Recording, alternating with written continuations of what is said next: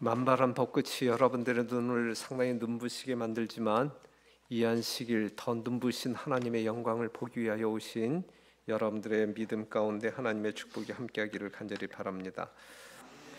너희는 마음에 근심하지 말라라가는 어떤 그 제목으로 이제 그 세 번째 연거포 우리가 말씀을 나누게 되는데, 처음에는 이제 예수님의 어떤 재림의 약속으로 인하여 우리의 심령 가운데 하나님을 믿고 예수를 믿음으로 말미암아 염려하지 말라, 이제 이러한 기별을 주었고, 그 다음에 지난 금요일에는 또 다른 보혜사를 약속하시죠. 이 성령을 약속함으로 말미암아 이 성령의 활동 속에 또한 여러분 자신을 맡김으로 말미암아 염려하지 말고, 이제 오늘 이 시간에는 또 다른 주제를 가지고 말씀을 나누도록 하겠습니다. 여하튼 이제 이 순간이야말로 이제 예수님과 이 제자들이 이제 이 작별하는 마지막 이제 시점이거든요. 주님께서 이 제자들에게 또한 이 세상에 존재하는 모든 사람들에게 남겨주고 싶은 마지막 유산, 마지막 유산은 무엇이었었냐면 평안이었다. 평안. 우리가 이제 요한복음 16장 27절에 있는 말씀을 보게 되면 평안을 너희에게 끼치노니 곧 나의 평안을 너희에게 주노라. 우리 하나님께서 여러분들 심령 가운데 염려와 근심을 제하시고 진정한 하늘의 평안을 주기를 원하신다, 이것이거든요. 이 평안을 우리가 누릴 때 믿음의 성도로서 성공적인 생애를 사는 것이 아니겠는가.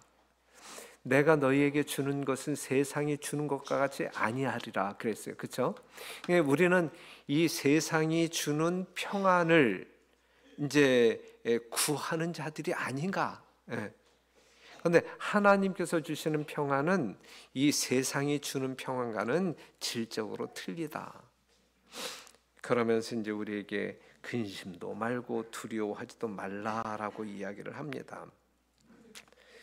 이제 이 제자들과 이제 이 마지막 만찬 자리에서 이제 예수님이 함께 이제 이 마지막 이제 찬양을 부르고 이제 또 다른 어떤 그 행보를 하시는데, 예수님이 제자들과 함께 찬미를 불렀어요.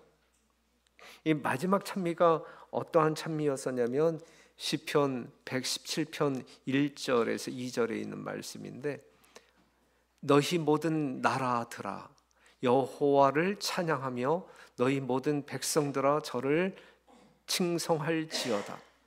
우리에게 향하신 여호와의 인자하심이 크고 진실하심이 영원하미로다. 할렐루야. 이 노래를 불렀어요. 그런데 예수님의 마지막 노래 아니야, 그렇죠? 우리 다시 만날 때까지 슬픈 어조의 노래, 이러한 슬픈 어조의 노래가 아니라 이것은 유월절을 찬양하는 그러한 노래이면서 시대의 소망이 있는 말씀을 보게 되면 이것이 이제 이 제자들과 마지막으로 불렀던 노래, 이제 찬양이라 그랬는데 이것은 상당히 즐거운 곡조라 그랬어요. 유월절을 기념하는 노래이면서 상당히 즐거운 곡조. 예수님은 그 마지막을 제자들과 함께 이 노래를 불렀다라고 이제 기록하고 있습니다. 그러면서 예수님께서 이제 딱 하시는 상당히 어떤 그 엄숙한, 그리고 진짜 이 제자들을 상당히 어떤 그 충격의 도가니로 몰아넣었던 말씀이 뭐냐면 마태복음 26장 31절 때에 예수께서 제자들에게 이르시되 오늘 밤에 너희가 다 나를 버리리라. 기록된 바 내가 목자를 치리니 양의 떼가 흩어지리라 하였느니라 그랬어요. 예수님께서 이제 제자들에게, 또 많은 사람들이 있는 자리에서 야 오늘 밤에 다 도망갈 거다. 마치 그 목자가 이제 침을 당했을 때에 양떼가 흩어지듯이 다 흩어질 것이다. 그러면서 이제 요한복음 6장에 있는 기별을 이야기하는데, 어떠한 가르침이냐면 요한복음 6장에 있는 말씀이 이제 생명의 떡, 이 가버나움 회당에서 이 제자들에게 가르쳤던 교훈이 이 생명의 떡에 관한 교훈인데 이것은 그 떡이 누구라고 이야기를 하고 있냐면 예수 자신이라고 이야기를 해요. 그렇죠? 그러면서 이 생명의 떡은 나의 찢겨진 살이다라고 이야기를 해요. 이러한 말씀을 할 때에 거기에 모였던 수많은 사람들이 야, 이 예수님의 가르침이 참 이해하기 힘들다. 이해하기 힘들다. 그러면서 이제 하나 둘씩 이제 정말 아주 감동적으로 은혜를 받아야 할 그 예수님의 이 설교를 너무 이렇게 어렵게 이해를 하지 못함으로 말미암아 떠난단 말이에요. 거의 모든 사람들이 떠났단 말이죠. 누구만 남겨두고 12명의 제자들만 남고 모든 사람들이 다 떠났어요. 이거는 너희가 다 나를 버리리라, 이 수순이라 이게. 그런데 너희들이 다 나를 떠나리라 그랬는데 예수님이 이 생명의 떡에 관한 진짜 이 복음을, 예수님의 십자가의 복음을 이야기하게 될 때에 그 놀라운 기별을 이해하지 못하는 사람들이 참 어렵다 하고 이제 예수님 곁을 떠나게 돼요. 그 떠나는 수많은 사람들의 뒷모습을 보면서 남아있는 12 제자들에게 야, 너희도 갈래? 너희도 가려느냐? 라고 묻지요. 그랬을 때에 베드로가 뭐라고 이야기해요? 영생의 말씀이 계심에 우리가 네게로 가오리까 그랬어요. 결국은 12 제자만 남았단 말이죠. 12 제자. 요것이 이제 예수님에게 위로가 된 거예요. 그 수많은 사람들이 다 떠나고 남아있는 아주 소수 12명. 하지만 그중 하나는 또 아니었어요. 12명이 남았지만 남은 무리 가운데 남은 무리가 12명이 있지만 전부가 남은 무리는 아니었단 말이죠. 그중 하나는 아니었단 말이죠. 몸은 12명이 모두 남았지만 한 사람은 마음이 이미 떠난 사람이라고요. 그렇죠. 요거 우리가 생각해 볼 여지가 있어요. 우리의 몸은 다 예수님 앞에 있다라고 이야기해요. 그렇죠? 우리는 모두 다 남은 백성이라고 이야기해요. 남은 백성 제7일 안식일 예수 재림교인들이라고 이야기한단 말이죠. 그렇죠?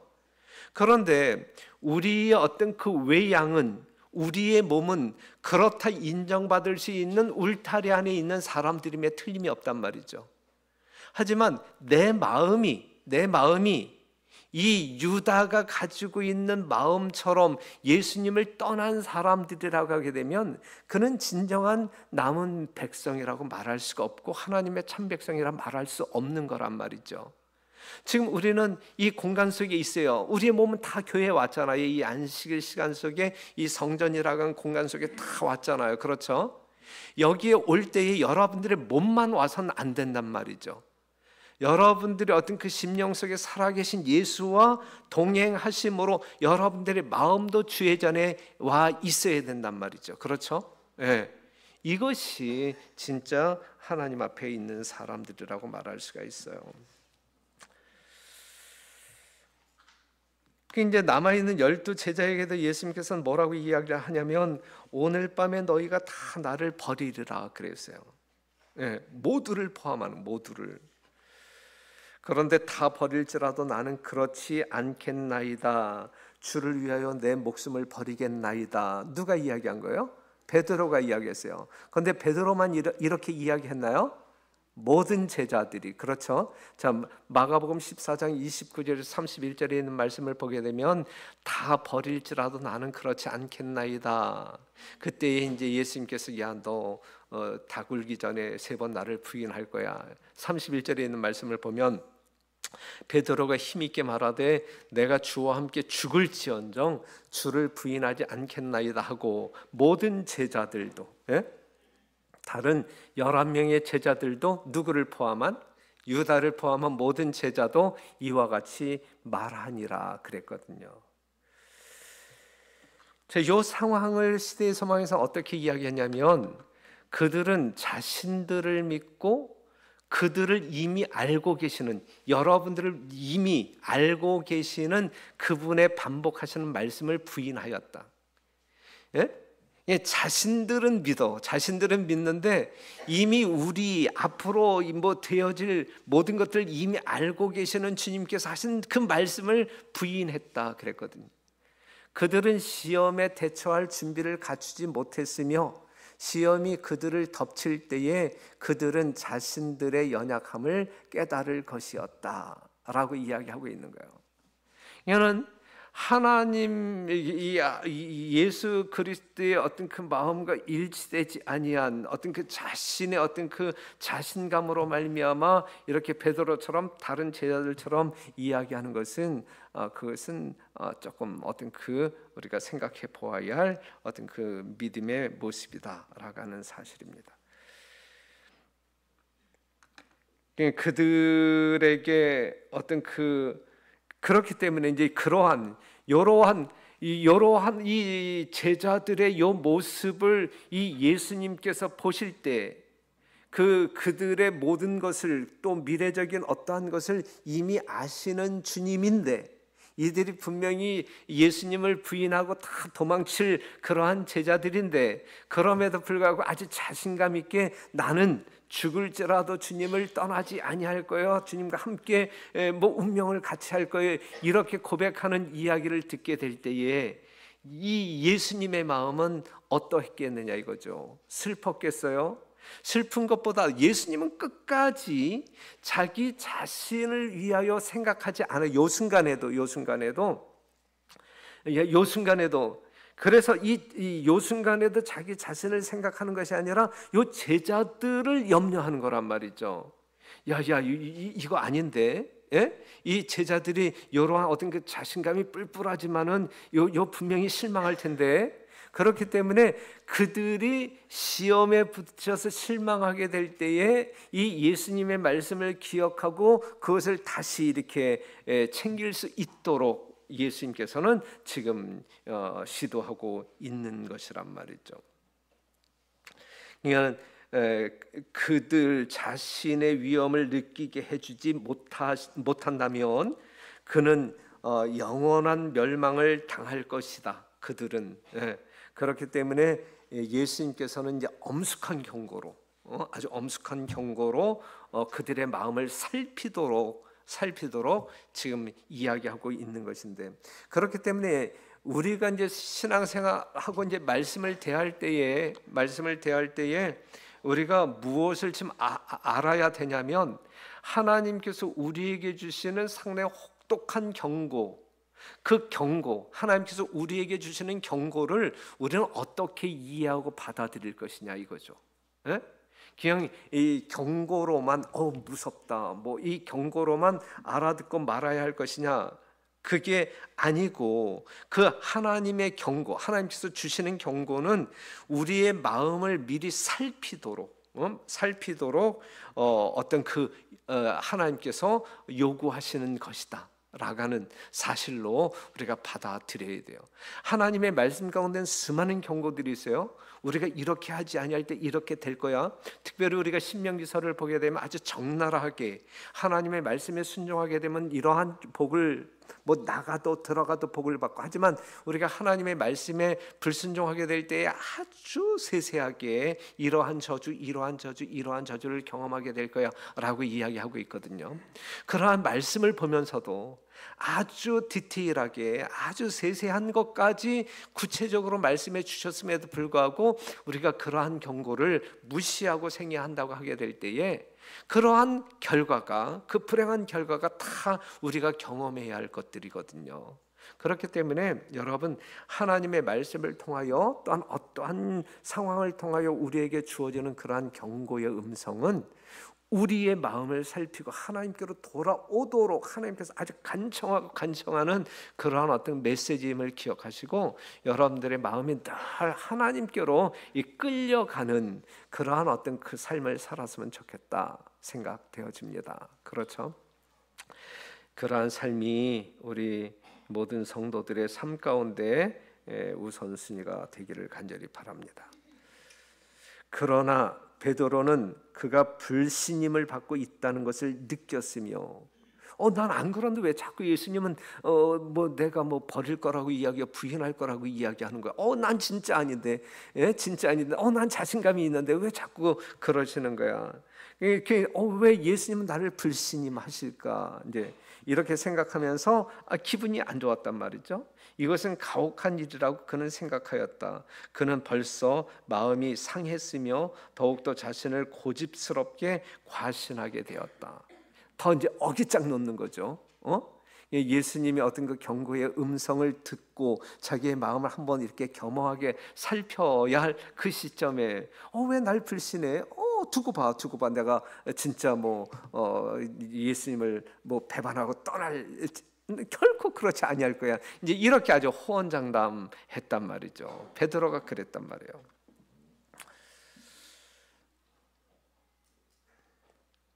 그런데 결국은 이제 모든 제자들이 예수님이 하신 말씀처럼 다 도망치고, 베드로는 예수님을 3번씩이나 부인하고 그렇게 하잖아요. 그렇죠? 예수님께서는요, 우리가 경험하고 있는 시련에서 우리를 구원할 수 없거나 구원하지 아니할 수 있어요. 하지만 우리가 그러한 가운데 있을 때 우리가 그냥 고독한 가운데 버려두시지는 않는다라고 하는 사실을 여러분들이 이해했으면 좋겠어요. 네, 그것이 우리 하나님이 우리와 동행하시는 방법이기 때문입니다.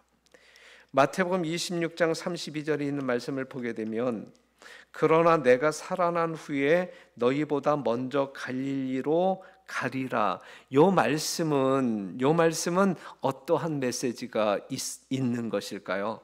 자, 보세요. 예수님께서 먼저 하셨던 말씀은 뭐냐면, 너희가 다 도망칠 거야. 그 다음에 다 나를 배신할 거야. 그 이야기는 그들이 하나님께, 예수님께 범죄하겠다는 이야기잖아요. 죄를 지켰다는 이야기잖아요. 그렇죠? 그런데 지금 마태복음 26장 32절 보게 되면, 내가 살아난 후에, 부활한 후에 너희보다 먼저 갈릴리로 갈 거야 라고 이야기하고 있어요. 갈릴리에서 누구를 만날 거란 이야기예요. 그 제자들을 만날 것이란 이야기거든요. 그러면 예수님께서 아직 제자들이 범죄하지는 않았어요. 하지만 분명히 범죄할 거예요. 그렇죠? 그렇죠? 그들이 범죄할 것도 지금 예수님께서는 마음 가운데 용서하셨단 말씀이에요. 이 말씀이 용서하셨단 말씀이잖아요. 그렇죠? 용서하셨단 말씀이죠. 이러한 말씀을 통하여 우리의 심령 가운데 예수님은 정말 나에게 이러한 분이시구나 라고 하는 사실을 이해하시면서, 또한 믿으시면서 여러분의 심령 가운데 하늘의 평안이 무엇인지 경험하게 되기를 간절히 바랍니다. 우리 주님께서는 여러분들의 현재적인 모든 죄를 용서하실 뿐만 아니라 미래적인 모든 죄도 용서하신다라고 하는 사실, 용서하신 하나님께서 용서하신 그 용서를 믿음으로 말미암아 우리의 심령 가운데 하늘의 평안을 경험하는 놀라운 영적 축복을 경험하게 되기를 간절히 바랍니다. 그래서 시대의 소망이 있는 말씀을 보게 되면, 주를 부인하기 전에 그들은 용서의 보증을 받았다. 용서의 보증을 받았다. 예수께서 죽으시고 부활하신 후에 그들은 용서를 받았다는 것과 그리스도에게 사랑을 받았다는 사실을 알았다 그랬어요. 그것을 알았다. 예수님이 부활하신 후에 갈릴리에서 만났을 때 그들은 우리가 이미 용서를 받은 사람이었다라고 하는 사실을 깨닫고 그 예수님을 더 깊게 사랑하면서 충성을 하게 되는 제자들로 거듭나게 되는 것이죠. 이러한 상황 뒤에 이제 그들이 이제 이 만찬 자리에서 나와서 이제 이 겟세마네 동산으로 이제 가게 되는데, 가게 되는 도중 이 감난산 기슭에서 이제 예수님께서 우리가 아주 감동받는 하나의 어떤 그 실물 교훈을 이야기하죠. 그것이 무슨 비유라고 이야기해요? 포도나무 비유. 한번 생각해 보세요. 지금 이러한 어떤 그 대화를 다 나누고 이제 이 겟세마네 동산으로 가고 계시는 중이란 말이죠. 이 겟세마네 동산에서 예수님은 뭐 하셔요? 피땀 짜는 기도를 드리시고 거기서 잡히시잖아요. 그렇죠? 바로 너희가 오늘 다 나를 버릴 바로 그 날이거든요. 그러한 이제 그 가는 상황 속에서 보게 되면 이제 그 밝은 달빛에 뭐가 이렇게 하나 분명하게 보여졌냐면 아주 이 무성한 이 포도나무 한 그루를 우리 주님께서 보시고 이 제자들과 함께 그 나무를 보면서 이제 예수님께서 포도나무 비유를 요한복음 15장에서 말씀하십니다. 내가 참 포도나무요라고 얘기해요. 내가 참 포도나무요. 성경을 보게 되면 여러 나무들이 있어요. 종려나무도 있고, 그 다음에 나무 중에 으뜸인 백향목도 있고, 그렇죠? 백향목도 있고, 그 다음에 참나무도 있고. 그런데 이러한 나무라고 이야기하지 아니하고 나는 포도나무요라고 이야기해. 나는 참 포도나무요라고 이야기해. 예수님께서는 이러한 어떤 그 예증을 통하여, 이러한 실물 교훈을 통하여 우리가 꼭 알아야 할 교훈을 남겨놓으신 것이거든요.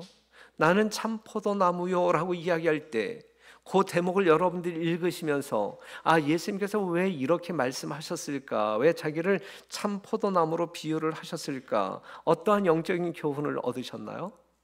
에? 나는 참 포도나무요라고 이야기할 때, 포도나무는 위로 뻗어 올라갈 때 뭘 이렇게 의지하지 아니하고는, 버팀목을 의지하지 아니하고는 올라갈 수 없잖아요, 그렇죠? 그러니까 예수님의 삶 자체는 늘 하나님을 향하여 하나님의 능력을 힘입어 위를 향하여 올라가는 그러한 존재. 정말 인간의 모습으로 이 땅에 오신 예수님께서는 늘 하나님을 의지하여 그가 하늘을 향하여 올라가는 존재이다라는 사실을 이 제자들에게 보여주면서 우리에게 영적인 교훈을 주고 있는 것입니다. 인성을 쓰신 그리스도는 거룩한 능력, 하나님의 능력에 의지하는 그러한 존재였다라는 사실을 말하고 있습니다. 요한복음 5장 30절에 있는 말씀을 보면 내가 아무것도 스스로 할 수 없노라 그랬어요. 우리 예수님께서는 이 땅에 생애하실 때에 인류의 구속을 위하여 100% 인간으로 하나님을 전적으로 자기 자신을 하나님 앞에 완전히 굴복시킴으로 말미암아 전적으로 하나님의 능력을 의지하여 그러한 구속의 생애를 사셨다라는 사실을 우리는 알아야 합니다. 유대인들에게 이 포도나무는 어떤 의미가 있었냐면 그들의 의식 가운데는 가장 고상한 식물 가운데 이 포도나무를 이제 들었어요. 그 다음에 힘있고 뛰어나고 열매를 잘 맺는 모든 것의 상징으로 그들은 이 포도나무를 이해를 했어요. 그리고 성경에서는 이스라엘 민족을 이 땅에, 이 약속의 땅에 심은 포도나무로 비유를 했었고, 이것이 유대인들 이 뇌리 속에 있는 이 포도나무와 관련되어진 사상들입니다. 그런데 이 유대인들은요, 이 예수님 당시 유대인들은 실제적으로 그들의 구원의 희망은 우리는 아브라함의 자손이기 때문에, 우리는 이스라엘 족속이기 때문에 거기에 이제 포커스를 맞춘 거거든요. 그래서 예수님께서는 이 포도나무의 비유를 통해서 그 생각을 바꾸어 주어야만 했어요. 그래서 제대로 된 구원의 접촉점이 너희의 어떤 그 신분이 아니고 유전자가 아니고 그러한 조직이 아니고 바로 예수님에게 붙어 있을 때 이 구원의 접촉점이 무엇인지를 분명하게 일깨워 주기 위하여 이 포도나무의 비유를 이야기하셨다라고 하는 사실이죠. 여러분들이 그냥 이 마지막 시대의 영적 이스라엘 백성, 남은 백성들이기 때문에 구원받는 것이 아니란 말이에요. 그렇죠? 여러분들이 성경을 그런 식으로 이해를 할 때에 문제가 된단 말이죠. 여러분들의 구원의 문제가 된단 말이죠. 우리들의 구원의 접점이 뭐냐, 이거 접점이 그것이 아니라 포도나무인 예수님에게 붙어 있을 때, 그러한 접촉점을 가지고 있을 때에 우리가 구원에 이를 수 있는 족속이 되는 것이다라고 하는 사실이죠. 이 구속의 진리, 가장 기본적인 구속의 진리에 대한 올바른 이해가 없이 여러분들의 신앙이 옳게 형성될 수 없는 거예요. 그렇죠? 그래서 이 포도나무의 비유를 통해서 아주 간단하지만 분명한 구속의 진리를 깨닫는 여러분과 제가 되기를 간절히 바랍니다. 예수님께서는 나는 포도나무요 내 아버지는 그 농부라 그랬어요. 예. 하늘 아버지는 팔레스틴 언덕에 이 포도나무를 심으시고 친히 농부가 되셨단 말이죠. 예? 이 포도나무를 예수님은 참 포도나무, 우리 하늘 아버지는 이 포도나무를 재배하는 농부. 누구를 위하여? 예? 이스라엘 백성들을, 전 인류를 구속하기 위한 하나님으로 지금 묘사하고 있어요. 그러면서 또 하시는 말씀이 뭐냐면 나는 포도나무요 너희는 가지니 그랬어요. 나는 포도나무요 아버지는 농부. 나는 포도나무요 너희는 가지니라고. 가지니. 포도나무인 그리스도를 개인의 구조로 영접할 때 우리는 믿음으로 영적 연합이 이루어지는 거예요. 자, 믿음이라고 하는 것은 하나님께서 주시는 은사라 그랬어요. 선물이에요. 여러분들 스스로 어떤 그 믿음을 만들어낼 수 있는 게 아니라 믿음이라고 하는 것은 하나님께서 주시는 은사란 말이죠. 전에 한번 말씀드렸는데, 그런데 이 믿음을, 하나님께서 주신 이 은사적인 믿음을 활용하는 것은 우리의 몫이라 그랬어요. 우리 개인의 몫이다. 그런데 그 믿음이라고 하는 것은 하나님을 붙잡는 손이다 그랬어요. 그러니까 여러분들이 지금 이 말씀을 보게 되면 나는 포도나무여 너희는 가지니 그랬거든요. 요 포도나무와 요 가지의 관계는 이 접합이 되느냐 아니면 떨어지느냐 이거에 따라서 운명이 갈라진단 말이죠. 그런데 우리가 요 나무에 붙어 있도록 하는, 우리가 가지의 정체성을 가지고 이 가지의 신분으로서 요 나무에 붙어 있게 만드는 것이 무엇이냐면 그게 믿음이라. 우리가 활용하는 그 믿음으로 말미암아 예수님에게 붙어 있을 수도 있고, 요 믿음이 잘못되었을 때는 떨어질 수도 있고, 요 믿음이 잘못되었을 때는 외관적으로 붙어 있는 것 같은데 생명을 공급받지 못함으로 말미암아 아주 쓸모없는 가지가 되는 것이고, 그렇기 때문에 하나님께서 주신 은사인 이 믿음을 여러분들이 잘 하나님의 목적대로 활용되어질 때에 여러분들은 생명력을 공급받을 수 있는 접점을 가질 수 있다라고 하는 사실입니다. 그래서 예수님께서는 내 안에 거하라 나도 너희 안에 거하리라. 여기 이제 붙어있는 나무와 가지의 관계라고요.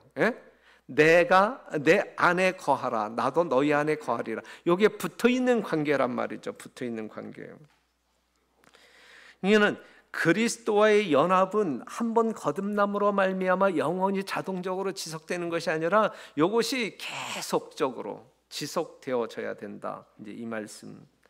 뿌리에서 가지로 생명, 힘, 과실의 풍성한 어떤 그 풍성함이 이제 전달되도록. 그런데 그리스도 안에 거한다라고 하는 건 뭐냐 이거죠. 여러분 내 안에 거하라 그랬는데 그럼 우리가 예수님 안에 거한다라고 하는 말이 무슨 말이냐 이거죠.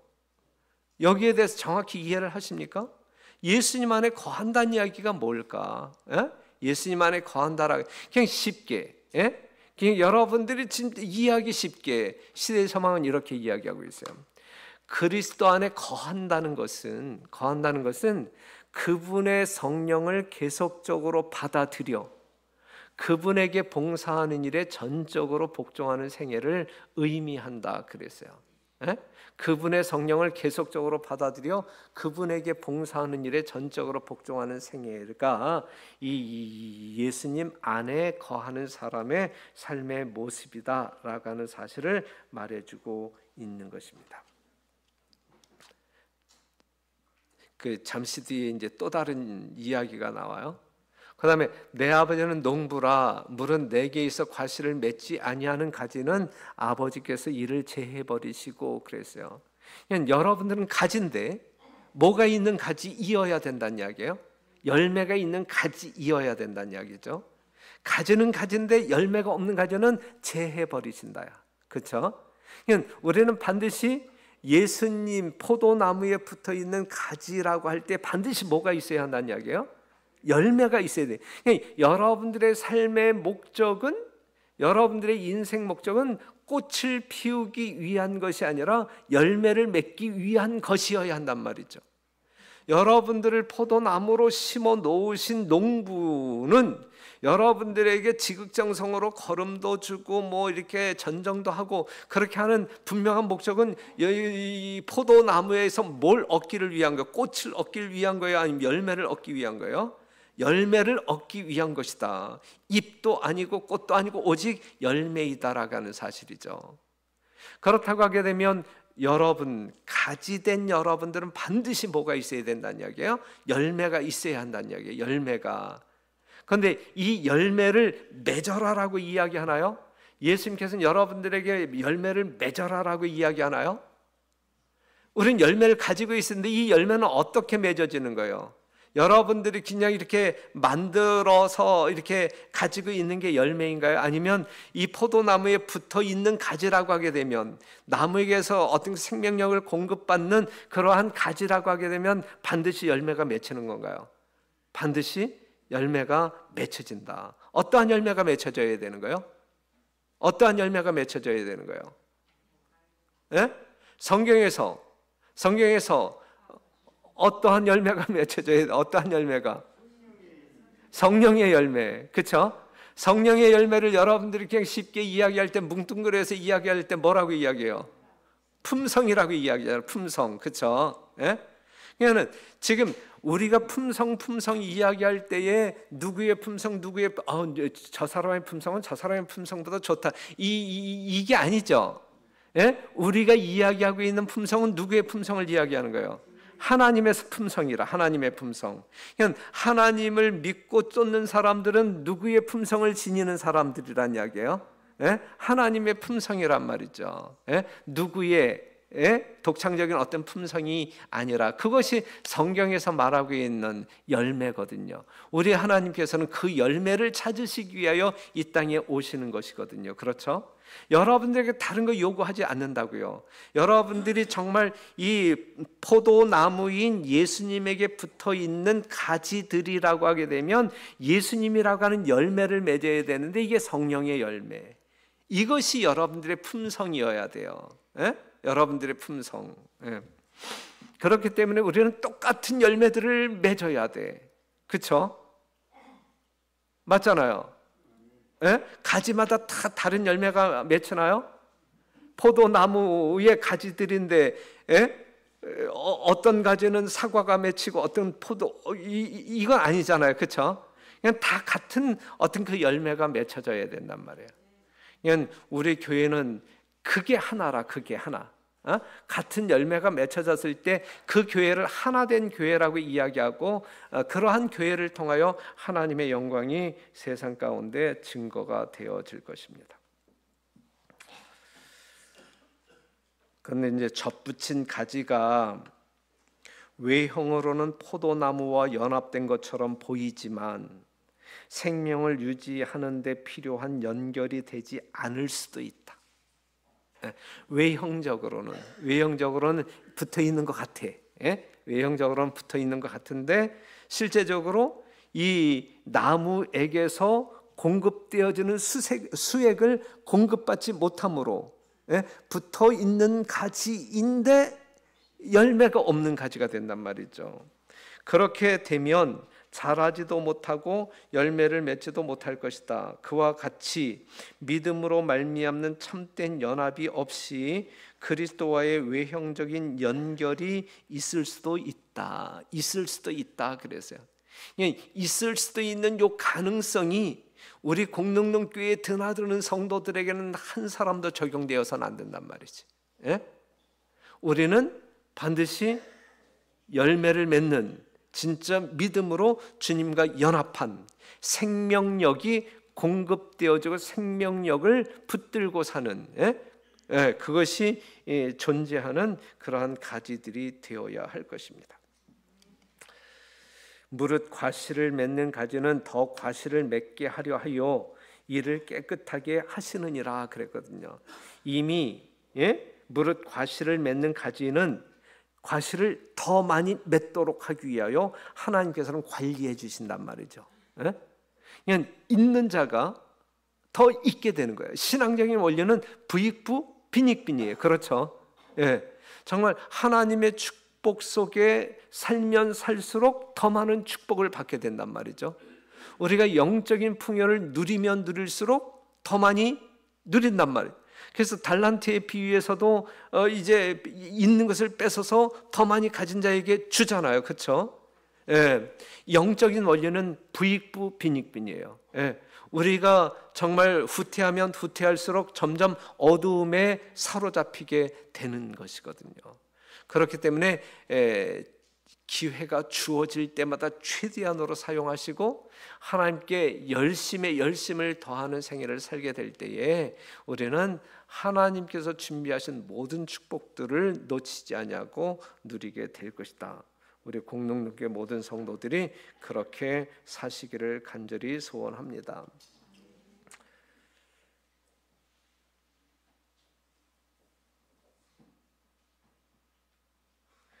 그런데 이제 이 말씀을 보기 전에 가지를 치는 일은 고통을 유발할 것이지만 칼을 대시는 분은 아버지시다. 아버지께서는 난폭한 손으로나 무관심한 마음으로 일하지 않으신다 그랬어요. 그러니까 여러분들을 사랑하시고 여러분들이라고 하는 이 가지에서 열매를 맺기를 원하시는 하나님께서는 여러분들에게 이제 더 많은 열매를 얻기 위하여 뭘 하신다 그랬어요? 전정을 하신단 말이에요. 전정. 그것은 이 가지가 경험할 수 있는 고통이란 말이죠. 고통.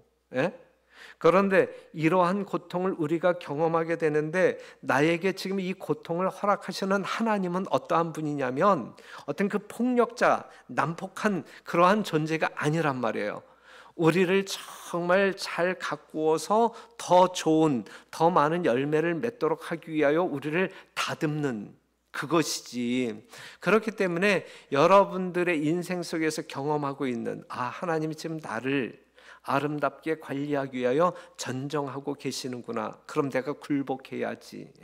이러한 심령으로 여러분들이 신앙을 한다고 하면 발전적인 신앙이 될 수 있는 거예요.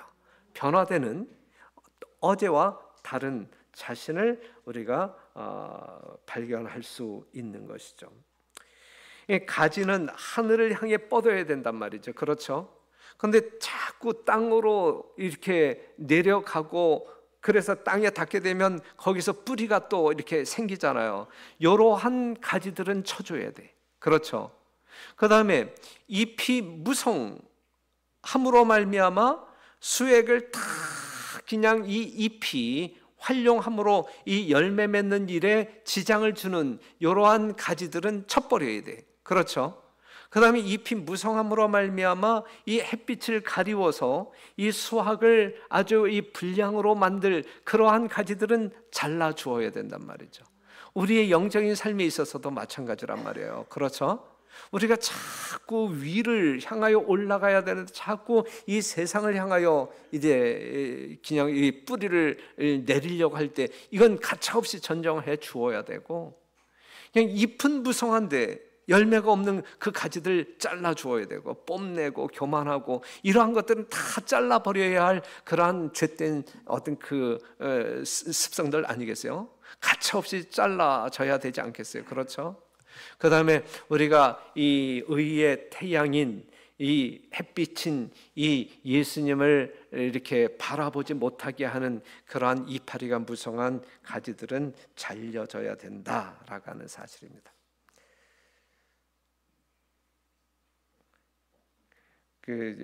예수님께서 말씀하실 때 너희가 과실을 많이 맺으면 내 아버지께서 영광을 받으실 것이다 라고 이야기했는데 과실을 맺을 때 우리는 하나님께 영광이 되는 거예요.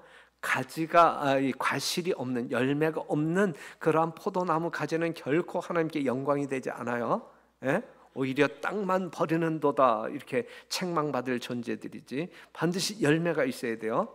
성경에서 말하고 있는 열매는 뭐라 그랬어요? 예수님의 품성이에요. 그렇죠? 성령의 열매예요. 또 다른 열매가 있다고 하면 뭐가 있어요? 예? 우리의 품성이라고 하는 열매 말고 또 다른 열매가 있다고 하면 어떠한 열매가 있어요? 예? 울며 씨를 뿌리는 자가 영혼에 대한 열매, 영혼에 대한 열매. 그래서 정말 어떤 나로 인하여 구원받은 영혼이 없는 사람들, 어떤 하늘에서 받는 그 면류관의 별이 없는 그러한 사람들은 하늘에 갈 수 없다라고 분명히 증언의 말씀은 이야기하고 있죠. 이 말씀을 보게 되면 그러나 구주께서는 제자들에게 열매를 맺으려고 노력하라고 명령하지 않으신다 그랬어요. 일단 우리가 이 하나님의 말씀을 받아들일 때 그것이 예수님의 살과 피를 먹고 마시는 것이 되는 것이고, 그리하게 될 때에 우리는 예수님 안에 붙어 있는 자가 되는 것이고, 그러한 사람들을 통하여 우리 주님께서는 열매 맺게 해주신다. 품성의 열매를 맺는 사람들에게는 반드시 이 영혼에 대한 열매가 존재합니다. 예수님의 품성 없이 다른 영혼의 열매를 수확한다고 하게 되면 우리보다 더 지옥 자식으로 만들 수 있는 위험성이 있는 거예요.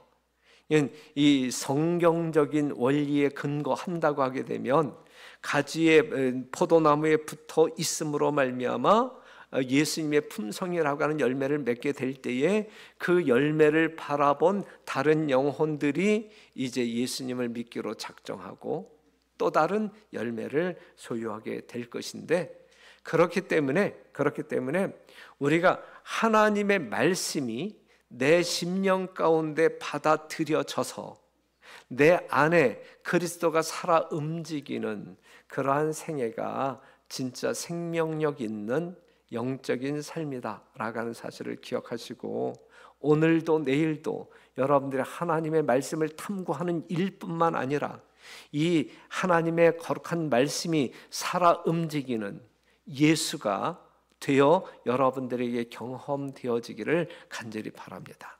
우리 공릉동교회 정말 하나님께서 주시는 하늘의 평안으로 가득한 아무런 염려와 근심이 없는 그러한 성도들의 삶이 되기를 간절히 바라고, 그러기 위해서는 이 포도나무에 붙어있는 가지들이 되어야 된다라고 하는 사실, 정말 살아있는 그리스도의 말씀이 여러분들 마음 가운데 감동 주고 그 감동으로 말미암아 여러분들 삶 가운데서 실천 순종되어질 때에 그것이 여러분들의 어떤 그 인격 속에 하나님의 품성이라고 하는 열매를 맺게 할 것이고, 그러한 열매를 바라보는 사람들이 예수님을 발견하여 또 다른 열매가 될 것이다라고 하는 이 성경적인 가르침과 또한 하나님의 간절한 어떤 그 호소에 여러분들이 부응하게 되시기를 간절히 바라면서 말씀을 마치겠습니다.